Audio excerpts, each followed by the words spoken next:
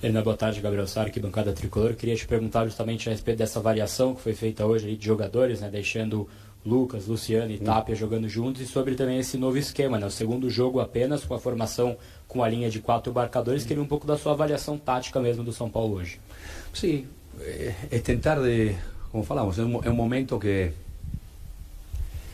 que devemos tentar de ver outras coisas.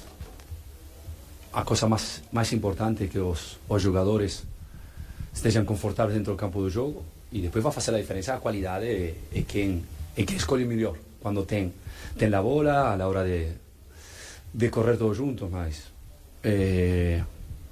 foi legal, gostei porque a gente teve a bola, foi padrão, não é fácil jogar aqui, ter a bola, criou.